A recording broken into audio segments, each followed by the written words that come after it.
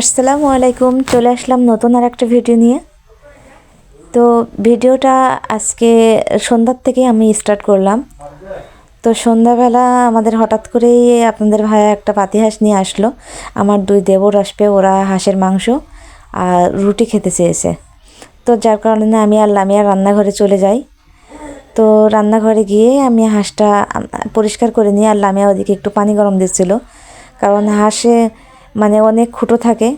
তো হাঁস তো এমনি কোটাকুটি করতে গেলে রাত হয়ে গেছে, অনেকটা টাইম লাগবে, যার কারণে আমরা একটু পানি গরম করে নিলে তাড়াতাড়ি হয়ে যাবে। তো ওই জন্য হাঁস পানি গরম করতে করতে আমার অর্ধেকটা পরিষ্কার করা হয়ে যায়। তো তারপরে আমি একটু পানি গরম দিই, দিয়ে আর আসলে পানি গরম দিলে পারে হাঁসটা সুন্দরভাবে পরিষ্কার হয়ে যায়। একটু হালকাই ছেঁকে নিলে পারে একদম পরিষ্কার, মানে একদম সুন্দরভাবেই পরিষ্কার হয়ে যায়, আর সময়টাও অনেক বেঁচে যায়। তো আমি পানির ভেতরে দিয়ে তারপরে তুলে পরিষ্কার করে নিই।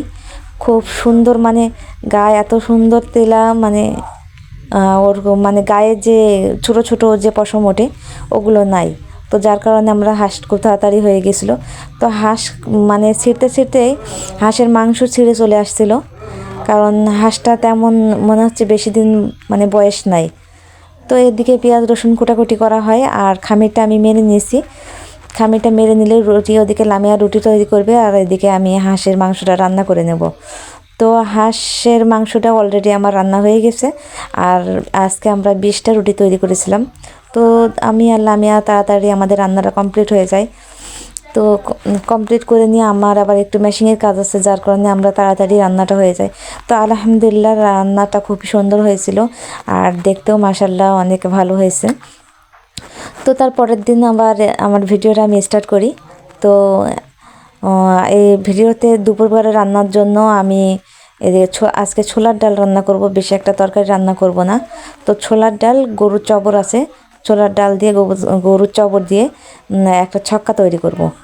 আর বেগুন হালকা একটু ভেজে নেব, বেগুন ভেজে নিয়ে মানে বেগুন ভর্তা করব। তো ধনের পাতা দিয়ে এই হালকা একটু ভেজে নিয়ে ধনের পাতা দিলে পারে বেগুন ভর্তাটা আসলে অনেক মজা লাগে খেতে।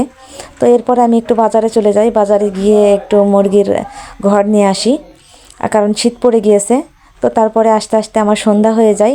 সন্ধ্যাবেলা সবাই মানে সেমাই খেতে চালো, যার কারণে আমি একটু মানে দুধ সেমাই রান্না করেছিলাম।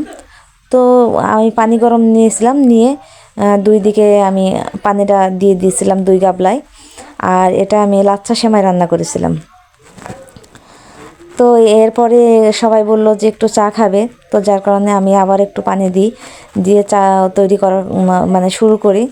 আর এই শীতকালে চা হলে পরে তো সন্ধ্যাবেলার আড্ডাটা বেশ জমে যায়। তো আমরা 3জন মিলে চা খাই একটু, আর তার সাথে বিস্কুট। তো চায়ে এমন মিষ্টি দিয়েছিল ওরা, তো চা চা খাচ্ছি না শরবত খাচ্ছি এটাই ভাবা মুশকিল হয়ে যাচ্ছিল। তো এই ছিল আমার ভিডিও। আমার ভিডিওটা অবশ্যই আপনারা দেখবেন, আমার পাশে থাকবেন, আর আমার চ্যানেলটা সাবস্ক্রাইব করবেন। সবাই ভালো থাকবেন, সুস্থ থাকবেন, আর যে শীত পড়ে গেছেন সবাই সবার দেহর যত্ন নেবেন।